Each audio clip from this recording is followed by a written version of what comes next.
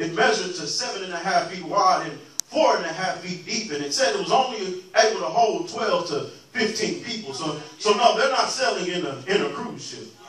But jump forward, present text. Here they are, at the command of Jesus, in the middle of a lake. Evening has come and they are caught in a storm.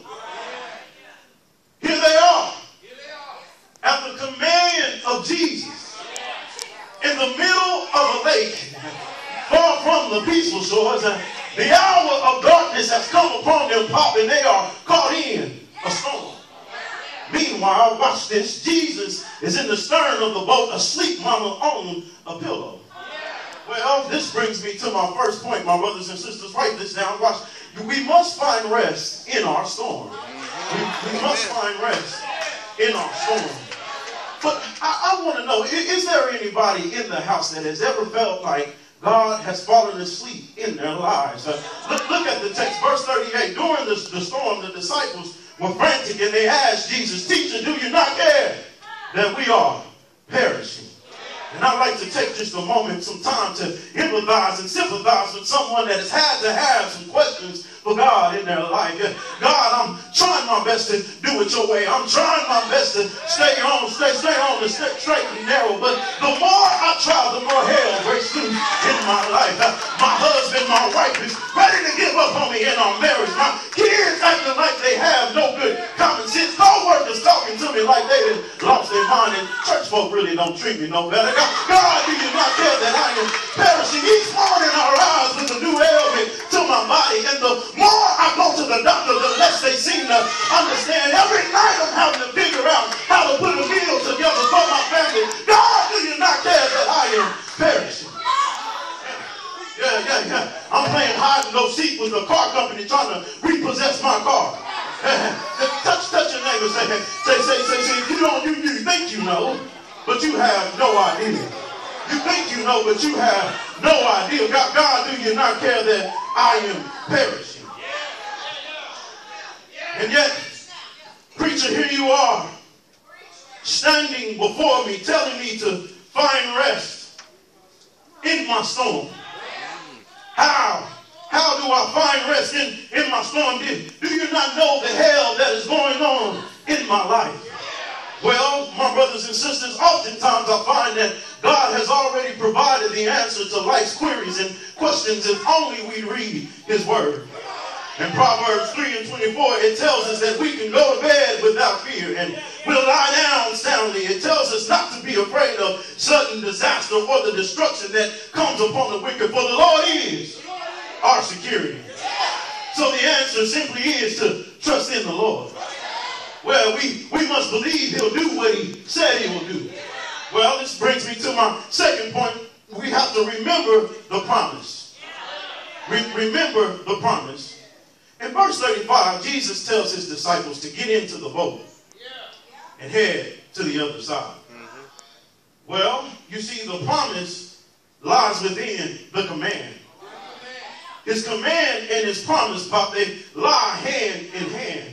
This means that he did not call for them to drown in the lake, nor did he call for them to turn around and to go back, but he promised that they would make it to the other side simply by giving the command to go.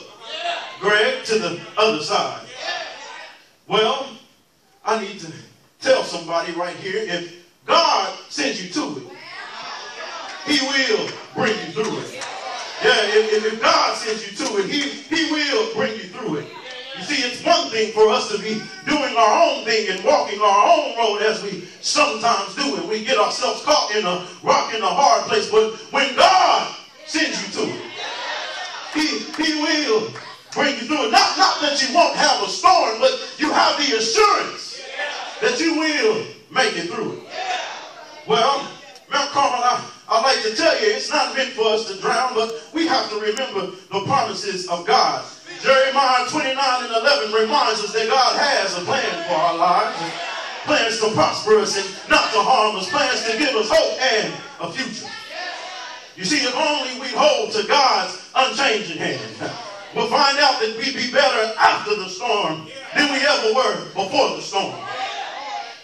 I like to think of it sort of as a spiritual car wash.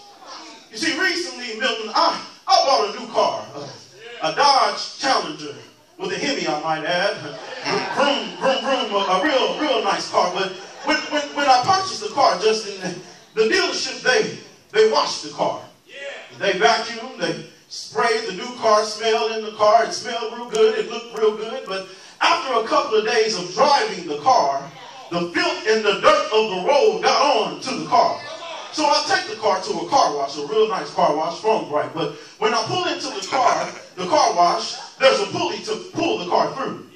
So you pull in and you line on tracks with the pulley in order for your car to go through the car wash. But the man points to 3 signs. The first sign is you must take your hand off the steering wheel.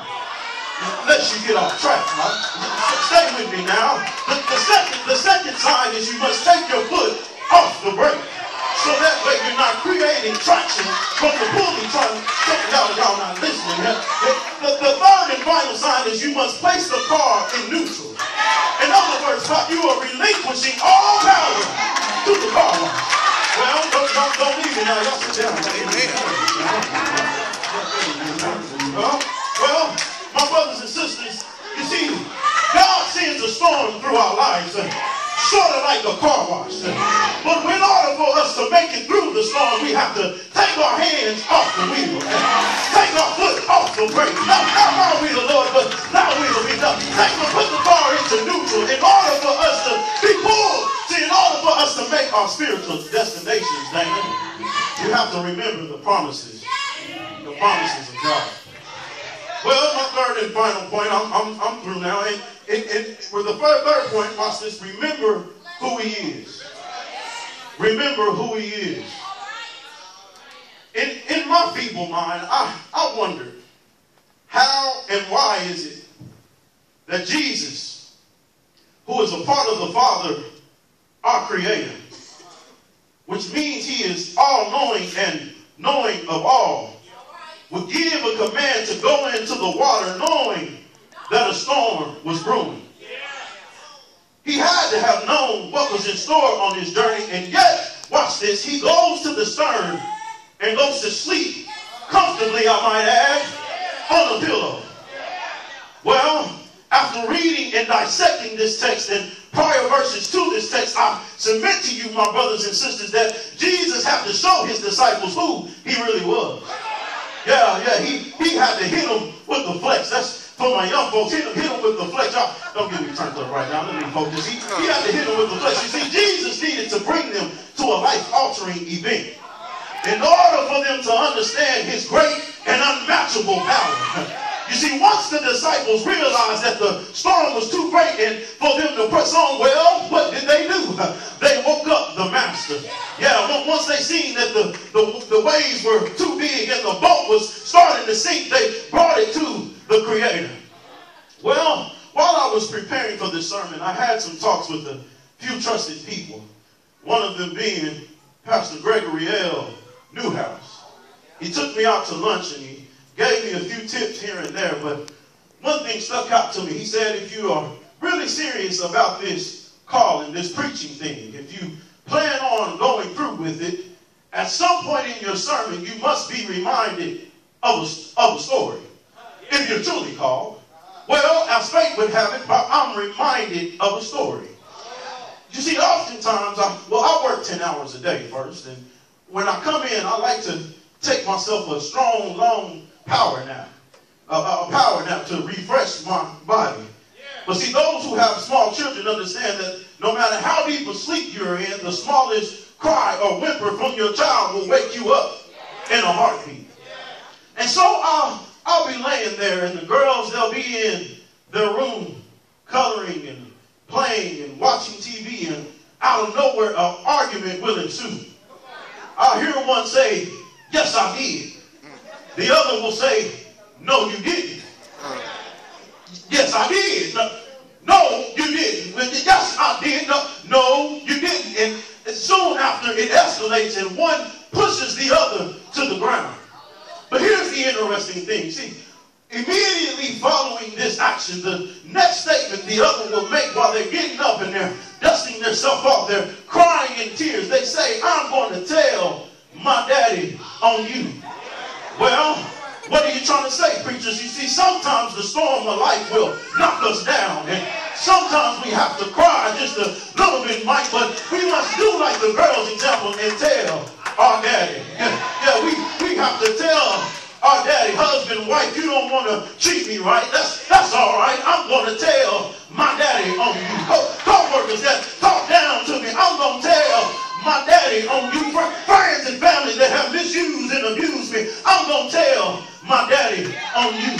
To the bill collectors that keep calling my house, I'm going to tell my daddy on you.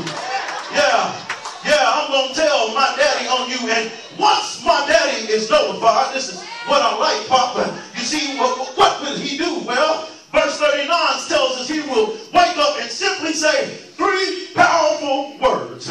Peace, be still. Yeah, to the disease trying to overtake my body, peace, be still. To the folk around me that talk bad about me, peace, be still. To the children who won't act right, peace, be still. To the struggles of depression I sometimes fight with, peace, be still. To the enemy who at this very moment thinks they're plotting my demise, peace, peace, peace, be still.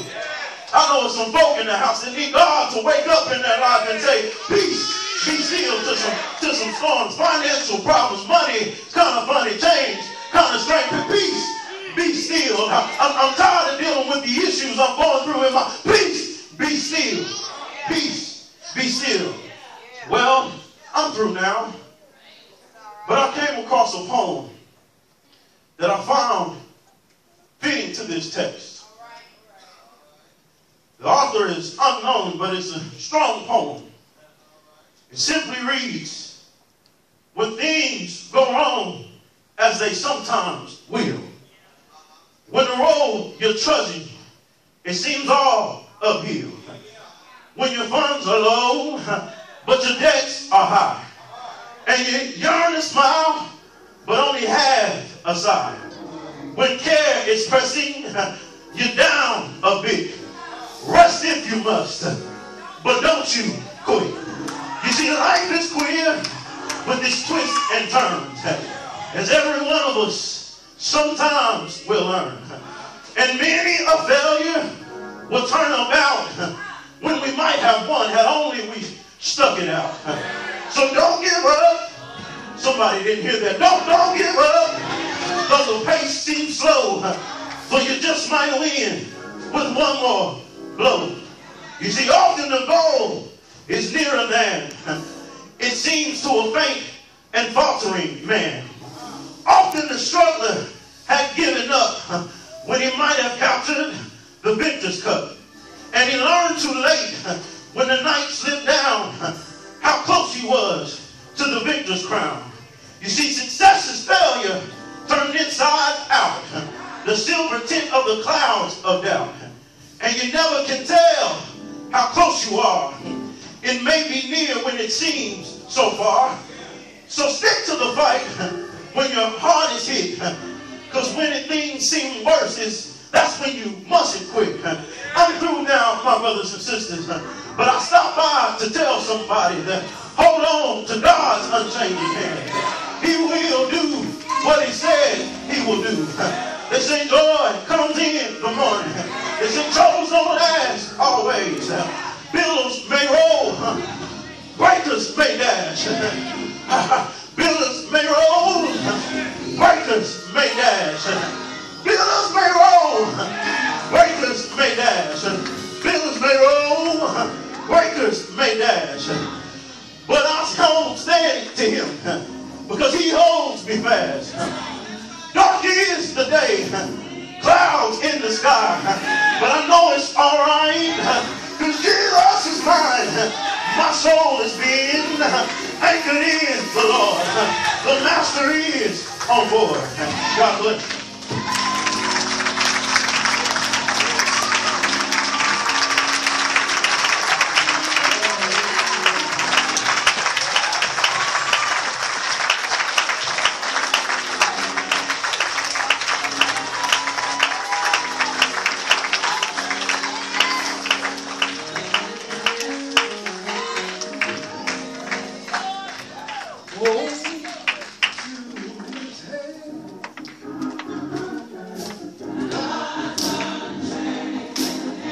Everybody stand.